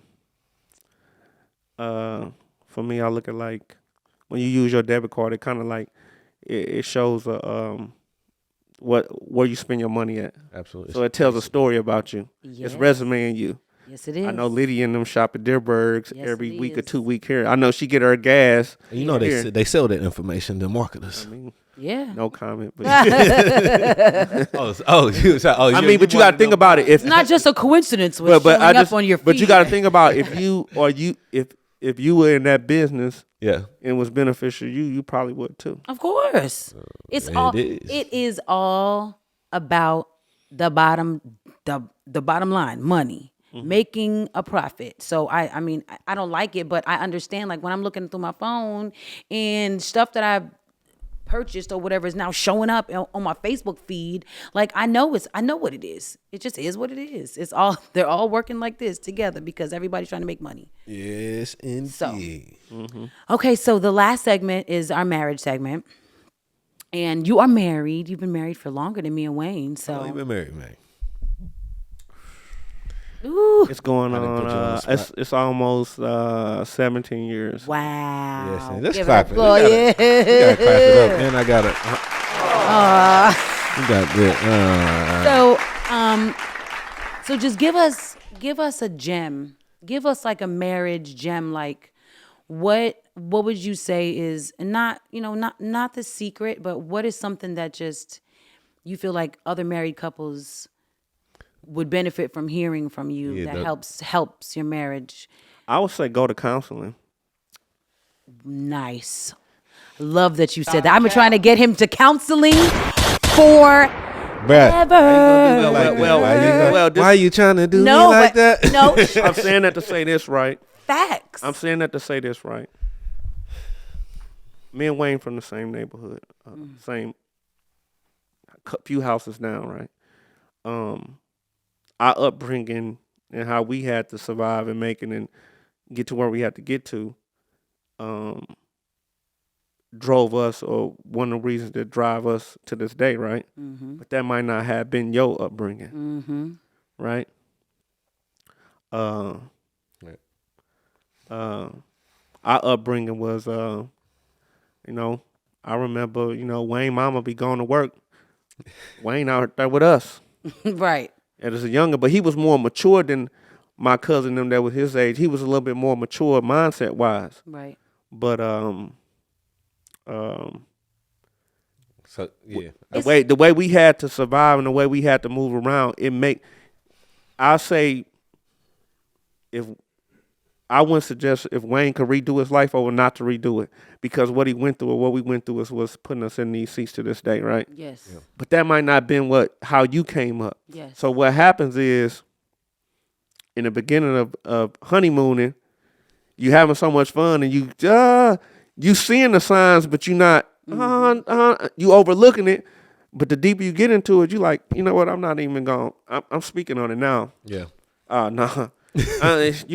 Yeah. In the beginning, Wayne to go sit in the mall with you in the store. You trying on 100 dresses. Right. Now Wayne like, I'm not going to that store with you. I ain't been to the mall with her in a minute. And guess what? And you happy for it. Don't want him nowhere near me when I'm shopping. Right. Because I needs my peace. Right. I don't need him like, let's go. No, but I feel what you're saying though is like how we come from like totally different upbringings. Like what happened in my household necessarily didn't happen in your household. And so we have these different expectations and different lessons in our head, and that's where a lot of the misunderstandings come from. It's a lot to unpack. It's like basically it's just each person brings a big suitcase full of stuff to a relationship. Imagine you just never open that suitcase and go through all the things inside of it. Like it's not gonna work. So I feel you on that. Like I think counseling is so important, not just for marriage, but in general, like for us to just unpack a lot of what we've gone through. I think everybody should go one-on-one, then go as that. As separate, but I think people should not. You should always be yourself and speak your mind. But I do think counseling is important for a lot of people because, me just knowing Wayne background, him just knowing, I really don't know you. Well, you trying to say I need counseling? No, Period. I know you, brother. No. You need some help. No. I'm not saying that in the way of I know you, but you know me. Like we know each other, right? So you saying but I'm saying how we came up. Yeah, we probably need to. Yeah. Come on now. Right. No, we probably need some counseling because the way we look at things, the way me and him look at things, we probably looking at them similar, right? So we know if how would I say this? Nah, how would I say this without saying this, right? if worse came to worse, we know we have other options. Mm-hmm. Of course. I mean, everybody not marriage, not meaning like if Wayne went life. No, I'm saying this to say if Wayne went dead broke and I went dead broke. You have options. No, we know. Right. We back up. yeah. Find a way. No, we know the way. You know what I'm saying? It's a way. Yeah, we definitely know it, and that's not how nobody should grow up. Mm-hmm. Yeah. Like the circles, I wouldn't change it for nothing in the world though. Right. But I know it. It made you who you are today, but it seems to me like you've done the work, like counseling wise. I think people need to be in counseling at least once a month individually. I think people need to keep working on yourself, right? Mm-hmm. Because the upbringing that me and him saw, we will not allow our kids to see it. Mm-hmm. Yeah. Love that. Like I wouldn't, no. Yeah. Like I know, Mm-hmm. like no, because I don't even think my kids could survive it. Right. They would have a mental breakdown. Yeah, they couldn't survive it. I mean, especially it's different times. We're in a way more sensitive space. But I say this all the time. It's important to do the work. You know, I've done personal counseling before, and it's so beneficial because it's literally like the biggest work of your life is self-work. I never done counseling, man. I always be like, man, this is a scam. I'm not about to pay these. No, Wayne, you know, so I thought that at first. I'm not about to get I thought that at first because you know what it's gonna do, Wayne. What counseling did for me personally? Yeah, it took me back to upbringing. This is a great conversation. It took me back to upbringing to the point where I realized my wife upbringing wasn't like my upbringing. Right. Mm-hmm. And I understand that. Like we come from an upbringing of people don't bite their tongue. Mm-hmm. It's no sugarcoat nothing. Right. We're not looking for the nice way to say it. We just saying it. It's being said. Dang, that's a source of many of our arguments. Yeah, but no, I'm telling it's not married to music. It's not. Mm-hmm. Yeah. I would say everybody that came from where I came from, I really don't see too many families as different. What was said was said. Right. And you had to deal with it. And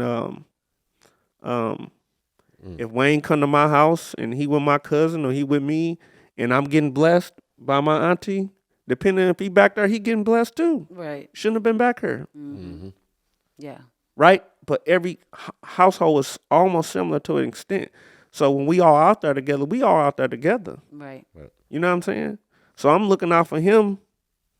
Like Wayne could be at my family house. He could leave now and go to my family house and eat. They letting him through the front door. He could fix a sandwich, go sit down. I would never know nothing about it. Right. They wouldn't even call me. That's that community, that sense of community. But I know his upbringing and you know what I'm saying? Right. He know my upbringing. What I'm saying to you, he not going to, his kids probably can survive it. Mm-hmm.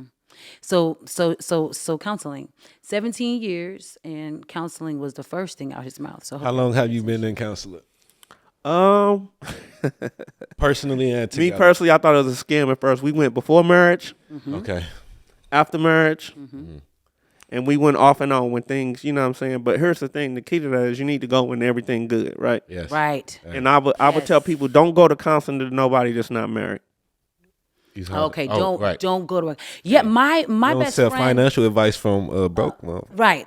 My best friend does tandem counseling, which she loves. It's like when you go see, you're a couple and your counselor.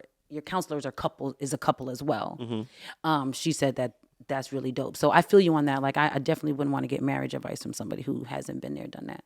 Well, you want somebody that like. The last counsel we had, or the one before that, women get a little bit more emotional sometimes, but they just don't let you off the hook. You know what I'm saying? Like people who hold you accountable and do homework, but the last one that we dealing with, we probably gonna deal with going forward. He give you homework and he like, I'm gonna have to send it to y'all. Please. Recommend. Because we tried to find a counselor at one point or a couple of points, but then it kind of hit a dead end because like, where do you go to look? Where do you know what I'm saying? A lot of people go to church and stuff like that, but I would love church could work, but your recommendation. Church could work, but what I tell people for me, so I'm not saying that out of place. The church ain't gonna work. Go to somebody who don't know neither one of y'all. Yes, that's what we need. That's what I need. Sure. I mean, it definitely can't be nobody that we know. For sure. No, for sure. You know what I'm saying? Yeah, somebody. Well, listen. After this, we gonna get the counseling. I'm gonna get you. No, you know what? I'm gonna go home and get you the questions and the homework that they actually gave us. But another thing I'm gonna say about marriage: marriage is not just love. Marriage is a business. It literally is a business. It is. I mean, you gotta really think about it like that. You're running a corporation. Yeah. Yes. It's a whole and contract. The product. Involved. It could be several products, right? It could be literally a business. It could be our children. Yeah. It could be the household. It's like the house is the office, right? Yeah. The house is the office. Yeah. You know what I'm saying? So it's like you really running the business. And I tell people, well, I'm just telling y'all, like, as far as marriage, it's like you got to keep striving. You got to keep outside noise out. Yeah. Absolutely. Right. I'm not saying this, Lydia. Most guys don't talk about their problems. Who you telling? No, what I'm saying is this goes back to our upbringing. I know. So let's just say if we was growing up, Wayne came up, my cousin and everything, and it's like how the people over me, then us, then them, we couldn't. You couldn't be emotional. Right. You just deal with it. You deal with it. Go. Go. Deal with it. So that right there is gonna take the emotionalness out of it. Where you all were taught to be princesses, queens, and all that. So you all do it. So it's gonna always be lopsided at that point. That's a fact. What you get emotional about, Wayne not gonna get an emotion out. No, so more than you going to the mall and you walk in the store, you just looking. Oh, this color look good. Oh, look at this. But Wayne looking at this guy over here that's moving, keep turning back and forth. Right. You ain't even seen him. Wayne has seen him the whole time. That's a fact. Like, hey, babe, you see old boy over there? Like, come over here. Right. You're not even looking for it. But his upbringing is allowing him, he's seeing everything. For sure. I agree. Mm-hmm. You just la la la la la. Right. La, la, la, you know what I'm saying? In my own world. He done seen dude when he first went in the store. Mm-hmm. Yeah. Oh man, that's all facts, man. Man. Different people coming from different walks of life trying to pull it together. So like, and I like how you said that it should be like a business. So no, it is a business. It is a business. So don't you all file taxes? Right. We sure do.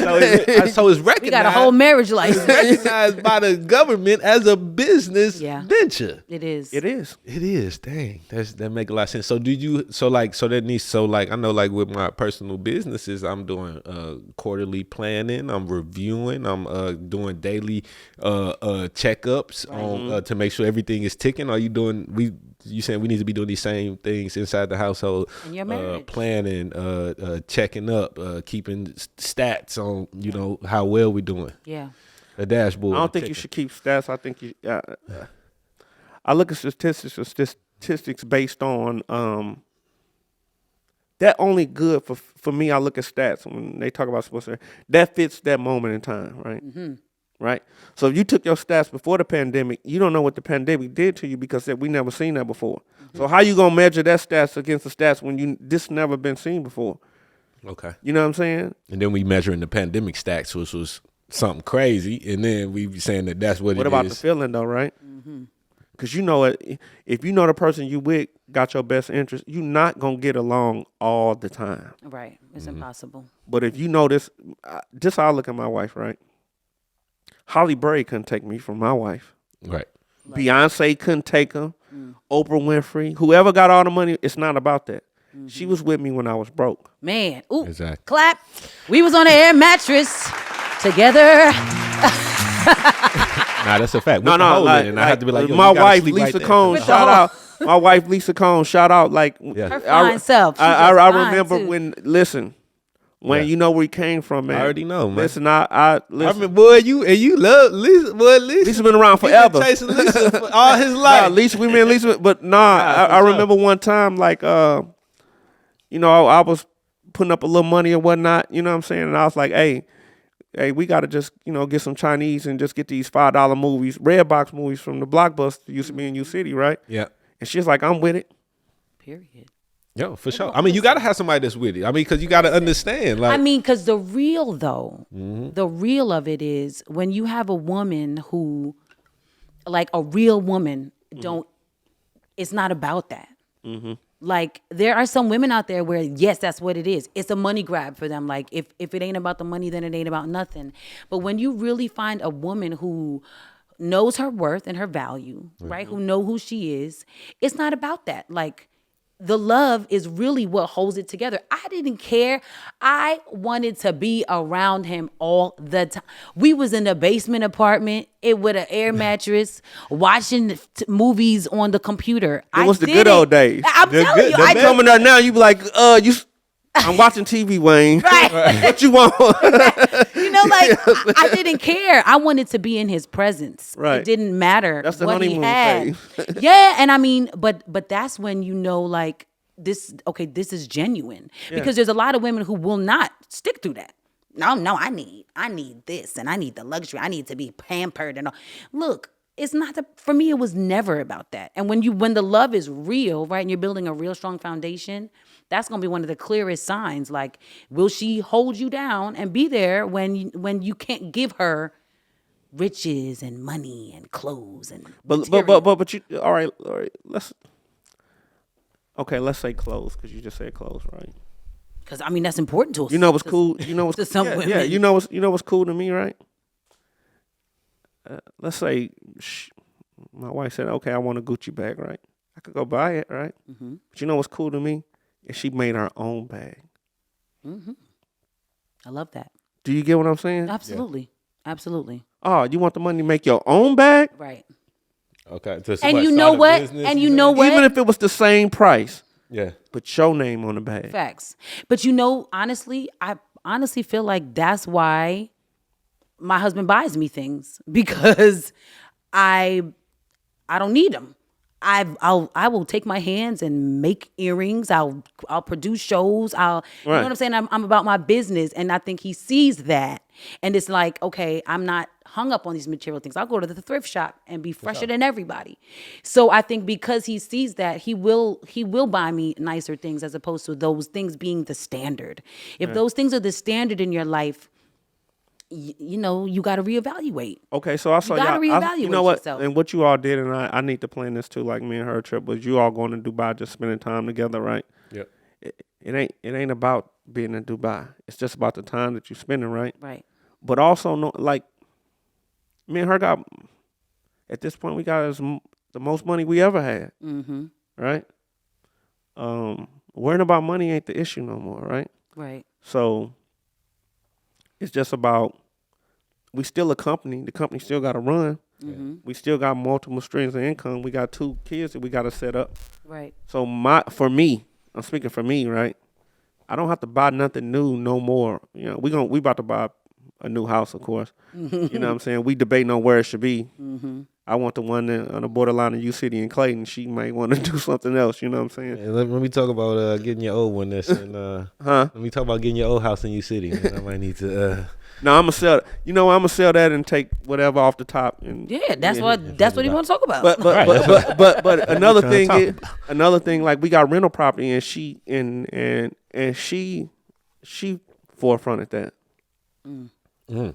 You see what I'm saying? Mm-hmm. So it's like, okay, it came across her. Hey, this what it is. Okay, we got the money. Let's go. Right. Nice. So that's a stream of income too. You know what I'm saying? But it's like, just for me, it's doing things like that. Right. Yeah. It's not so much like, okay, I could say we could do this, and that. But if I can look at it and turn my money into money, that's a plus for me, right? But people say money not everything, but you cannot survive without it. Facts. You can't, and I think that I agree. Especially in a marriage, they say a lot of marriages break up over money, and I don't think it's. Well, if you go to counseling, they're gonna tell you that majority of them break up over finances. Right. It's not infidelity. And I don't think it's because of having a lack of finances. It's because of, back to what you were saying, is having a different perspective on the finances, right? So where you looking at the money one way, I'm looking at it another way, and now we can't get past it, right? So it's having different perspectives on it, to me, that cause a lot of people to make money an issue. But yeah, I love the fact that y'all making money together, because I'm more old school in the fact of marriage, man. So I think like it should be you building a business, having literally joining together for a reason. You bringing families together for a reason that's going to benefit the future, because our time is temporary. So right. But what we bringing together and then creating with our children and then our families making it bigger, and it should be some reason and a purpose beyond ourselves because we in love. Forget all that. You can be in love and then be out of love, but like if we coming together and building something that's gonna, then we got a even stronger foundation to push us forward. Well, here's the question, right? Yeah, I ask myself this all the time: can I replace her with somebody else? Here's the thing. No, I can't. No, Right.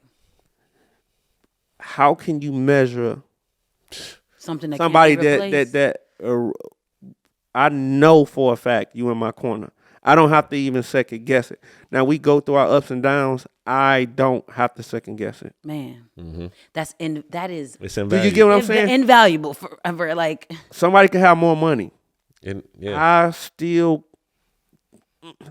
look at money like this. It's gonna come through one hand and go through the other. Yes. I'm gonna make money until I'm gone. Yes. Yeah. You're not gonna make another. Money is like air. You breathe. Yeah. You breathe it in. You breathe it out. Well, my goal is go keep moving. Now she might have another goal. My goal is my kids don't have to see the struggles that I see. Mm-hmm. And when they graduate from high school, if they want to go to college, go. Daddy and mom gonna have enough money for you to start a business if you want to start a business. Right. Oh, we got real estate. Well, let me show you this real estate. Yeah. That's the plan. You get what I'm saying? Yeah. But definitely building something legendary. You ready? No. I was. Oh, you trying to clap? Oh, I was like, is clapping that? it up. Nah, that was big gems. That was big gems. I love it. I love this whole conversation that we had, and Well, let me go back. Oh, y'all finished it? No, I mean, shoot. I want to go back to the forces, the promoting and bringing in entertainers, or when you bring in the entertainers if you gonna do it, mm-hmm. you gotta treat them like the best way you could treat them, right? Mm-hmm. Because if they famous or have fame before, but they famous, right? They know people, and no matter if they was hot, like real popular 10 years ago, 5 years ago, you're going to look up, they're going to be on the tour. Right. That's a fact. They're going to be working. So they friends, right? Right. That's just like if all the people on your show got famous in the next 2 years. Right. Y'all might go these ways, but then y'all might come back for a tour. Y'all all know each other. Yeah. So you got to take care of these people when they come in town. Yes. You got to take care of them. Like, I make sure they get from the airport, I'm in the car, to the airport. Text them, hey, y'all, hit me up when y'all land. I want to make sure you safe back in your city. No more than, y'all know I got into the comedy. Shout out to Deion Benson. He, me and him sitting on the phone for hours talking about ideas. Mm-hmm. You know what I'm saying? Just show what you should do, how you should look at it, right? And I think if you reach out to somebody, if somebody reach out to y'all, or if y'all reach out to me, or vice versa, give people the information, or the game is best. Because I think two heads better than one. Yeah. Right? Yes. Facts. So I just say you don't have to help nobody financially. You could just give them something that they probably didn't see. Love that. That's facts. It doesn't. I gave Deion something. He reached out to me the other day. He said, he told me he said, what about this? I'm thinking about doing this. How you think this should go? And I was like, you looking at it, look at it like this. And he was like, oh, I didn't say it like that. Value. But I love talking about ideas because he might say something and it might run across me like, oh, that's a good idea. Yeah. But we in the customer service business, so anybody on the ticket, that's like Liddy, you was like, do y'all got this? I was like, oh, you acting like Diana Ross.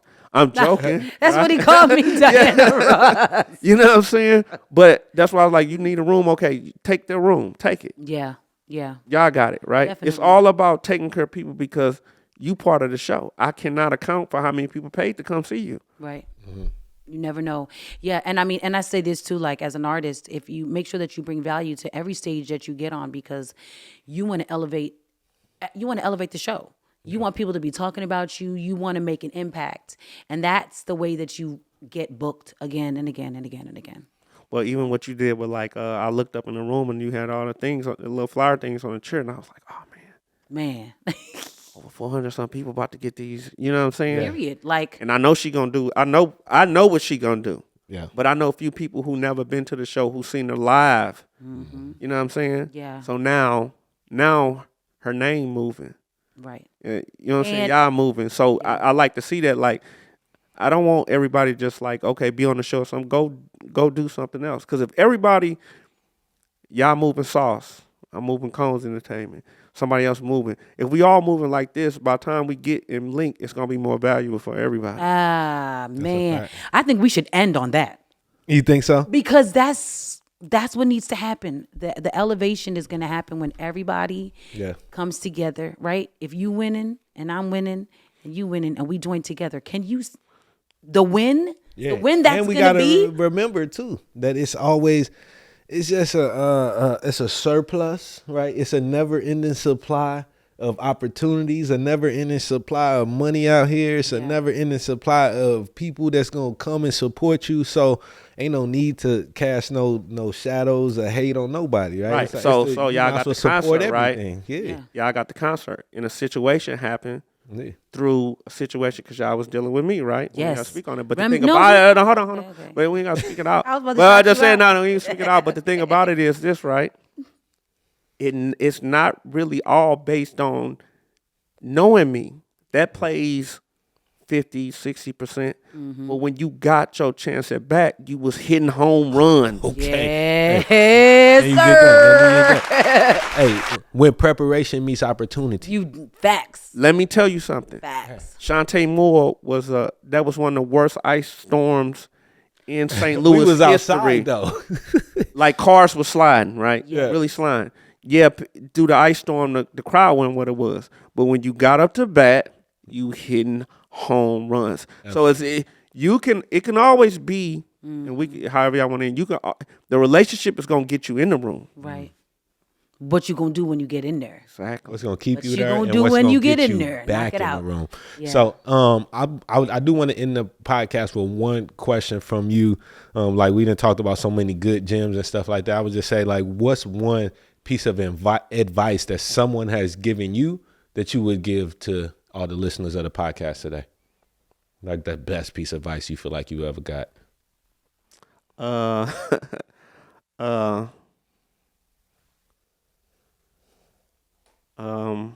been, since the Lance Gross situation, I've been getting a lot of phone calls and people just calling me and just talking. Some of the best. Well, one of the things, Lyfe Jennings, man, to Rio, I talked to him the other day, and he was like, "Hey, man, I done dealt with a lot of promoters over the United States, man." He said, "You one of the top.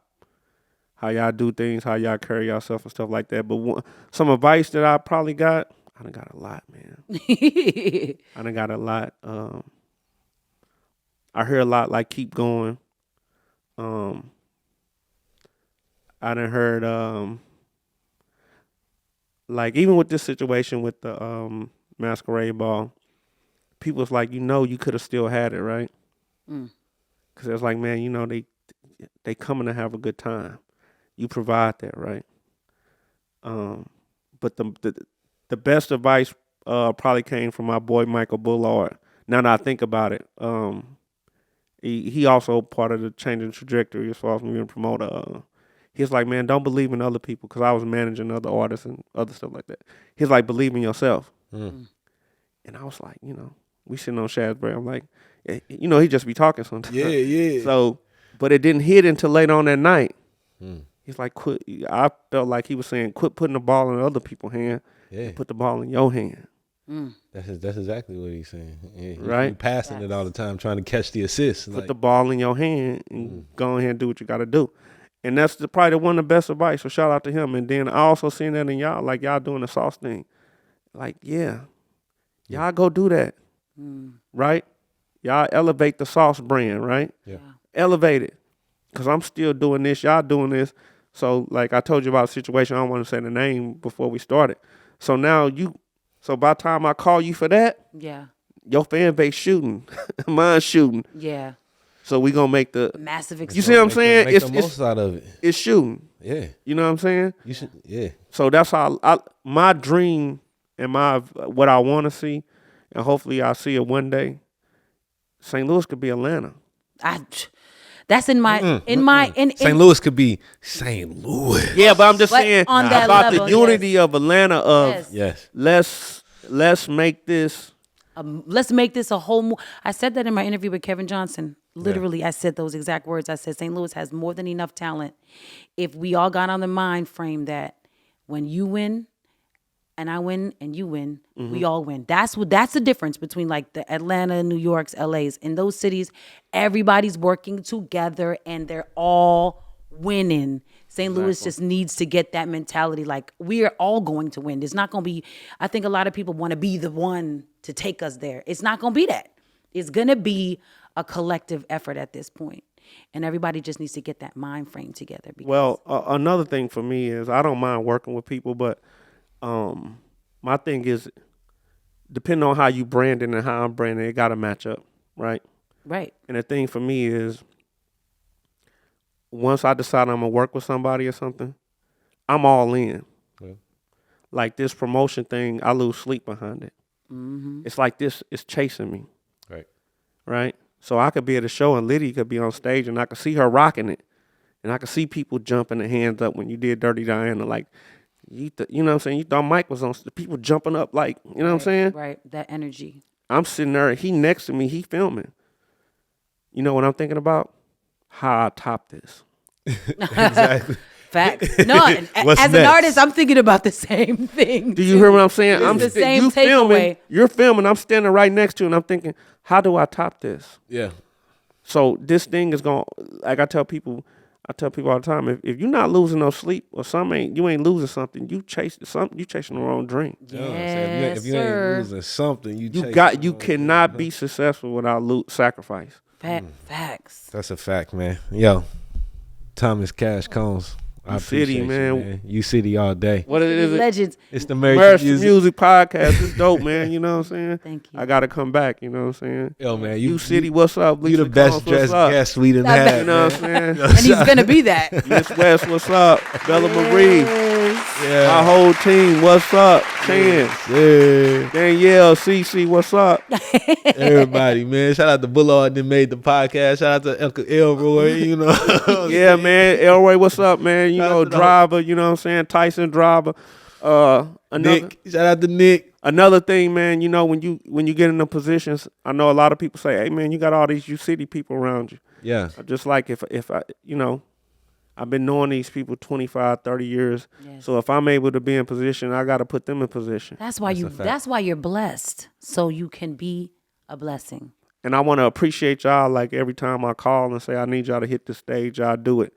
Every time. Ain't no pushback. You know what I'm saying? That's big for me. You know Anything what I'm saying? you got going on, bro, you can count on us. That's a fact. Always. Sauce. On everything. Yo, y'all be dope. Shout out to Sweetwater.